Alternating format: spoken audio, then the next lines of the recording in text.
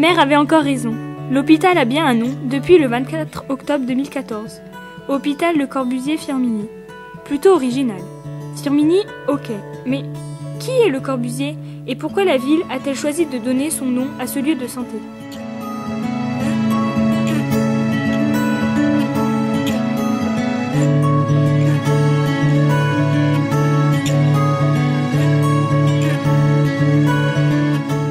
Ce nom s'est imposé logiquement, à la fois dans ses aspects un peu universels, puisque tout le monde connaît Le Corbusier, et aussi la localisation de ce bâtiment dans la ville de Firminy, qui compte ce patrimoine très important.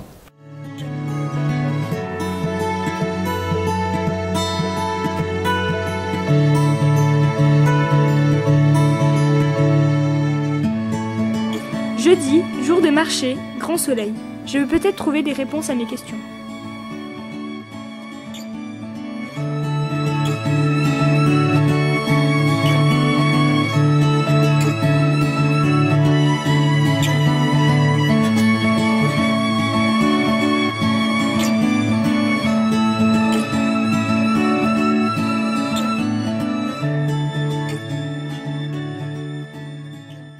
Alors, est-ce que vous saviez que Le Corbusier est un pseudo ? Ah, pas du tout, non, je l'ignorais. Non, je ne savais pas. Oui, je sais, mais je me rappelle pas ça, je me souviens pas de son nom. Où et quand est né Le Corbusier, à votre avis ? À mon avis, je pense sur Mars ou je sais pas, un truc comme ça. Parce que vu le bâtiment qu'il a fait à Marseille. Je sais qu'il est suisse. Voilà, mais... Il est né, je pense, au début du siècle dernier, mais où, je ne sais pas. Il est suisse d'origine. Ouais. Est-ce que vous pourriez nous le décrire physiquement ? Brun, pas très grand, un peu dégarni sur le dessus, d'après mes souvenirs. Ouais. Un petit monsieur assez nerveux, maigre, avec des lunettes, avec des gros foyers, je pense. Les cheveux un peu dégarnis sur le dessus, enfin bon, voilà, je l'ai déjà vu en photo, mais... À votre avis, quel était le rapport entre Le Corbusier et le maire de l'époque, Monsieur Petit ? Je sais pas, ils étaient cousins. Non, je sais pas du tout, je sais pas. Peut-être c'était des amis, je sais pas. Peut-être ils avaient étudié ensemble, je sais pas, non, je peux pas dire. Le Corbusier, de son vrai nom Charles-Édouard Jeanneret Gris, est né le 6 octobre 1887 à la Chaux-de-Fonds en Suisse. Après, est-ce que vous savez comment s'appelle l'église du Corbusier à Firminy ? L'église Saint-Pierre de Firminy-Vert. D'accord. Est-ce que vous connaissez d'autres œuvres De Corbusier, je sais qu'il y a la même unité d'habitation à Marseille qui représente, enfin qui est assez similaire de celle de Firminy. Ouais, je crois que c'est la seule que je connais en France. D'accord. Je sais qu'il a construit pas mal de choses au Brésil et à Marseille, la cité du Fada, et ici, hein, que l'église du Fada aussi, mais enfin... Pourquoi les sites du Corbusier ils sont si importants, enfin ils sont si connus ? Parce qu'en fait, à mon avis, il délire tellement dans ses constructions qu'ils ont basé ça sur, voilà, comme Picasso, regarde un tableau, c'est laid quoi. Personnellement c'est laid. Voilà, mais voilà, parce que c'est tellement, c'est lui, voilà quoi. Donc c'est pour ça, à mon avis, voilà quoi. D'accord. Parce qu'il y a une touche architecturale qui n'existe que dans le travail de Le Corbusier. On va dire que ces unités d'habitation ont été réfléchies d'un point de vue architectural de façon à créer, on va dire, une ville dans la ville. Le nom de l'église créée par Le Corbusier se nomme Église Saint-Pierre de Firminy-Vert.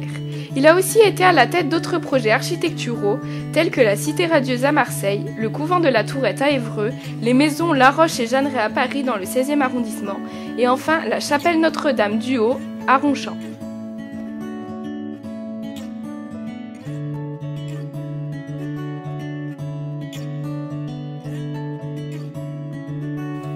Me voilà la fameuse église, et si je me souviens bien, elle s'appelle Saint-Pierre de Firminy-Vert. Pour trouver des réponses à mes questions concernant l'église, je vais retrouver Madame Clémence Contant. Donc on voulait savoir est-ce qu'il y avait des points communs avec une église traditionnelle ? Alors oui, évidemment, on retrouve les caractéristiques classiques d'une église. Donc on la voit ici, on a le clocher par exemple, le triangle là. Alors sur la maquette, on voit il y a un petit bâton qui représente en fait la croix. Donc il y a bien le signe de la communauté chrétienne. On a également, alors là ça se passera plutôt à l'intérieur, on a toute la partie centrale, le chœur, donc la partie sacrée avec l'autel. Donc on a vu qu'il y avait plusieurs ouvertures dans l'église, donc on voulait savoir à quoi elles servent. Vous avez différents types d'ouvertures, ce qu'on appelle les canons de lumière. Donc les plus visibles, ce sont ces grands tuyaux là, qui sortent un petit peu du toit. Donc qui sont en fait des puits de lumière qui vont aider à l'éclairage naturel de l'église.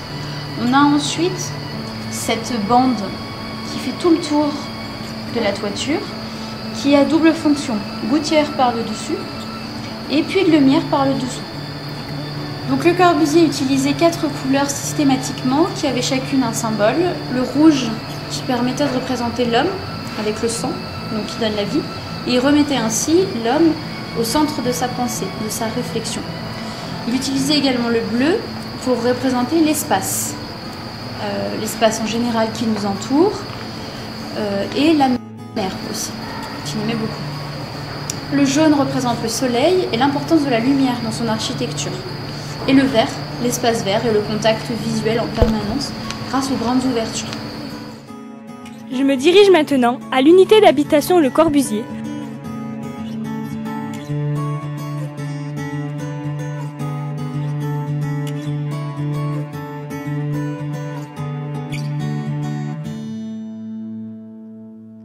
Pourquoi le site du Corbusier est-il important ? Alors le site de Firminy est très important puisqu'il est le second au niveau mondial, c'est-à-dire qu'il est le site où il y a le plus de bâtiments de Le Corbusier sur le même plan urbanistique. D'accord. Donc pourquoi Le Corbusier a-t-il choisi la ville de Firminy ? Le maire de l'époque, Eugène Claudius Petit, arrive donc à la mairie en 1953. D'accord. Et en 1953, on a donc une Firminy très pauvre, avec des logements très insalubres. Donc Eugène Claudius Petit va faire appel en 1954 à Le Corbusier pour pouvoir venir imaginer tout un quartier. Donc c'est son amitié avec Eugène Claudius Petit qui va le convaincre de venir ici, qui va lui offrir un terrain de jeu complet. Firminy, donc le futur Firminy vert. Pourquoi y a-t-il donc tant d'œuvres du Corbusier à Firminy ? Eh bien, il y a plusieurs œuvres puisqu'elles fonctionnent toutes ensemble. Donc elles viennent compléter un plan d'urbanisme. Et pour lui, l'idéal dans une ville, c'était de pouvoir offrir à une population un équipement sportif et culturel. Donc l'équipement sportif, on l'a avec le stade, et puis la piscine, qu'il n'a pas eu le temps de dessiner, mais qui a pu exister ensuite. Et une maison de la culture où on enseignait tous les arts, donc l'art plastique, la musique, la sculpture, il y avait une bibliothèque également. Et puis aussi le côté spirituel avec l'église. Donc il y avait vraiment un fonctionnement d'ensemble. Et l'unité d'habitation venait cette fois-là pour l'aspect plutôt logement.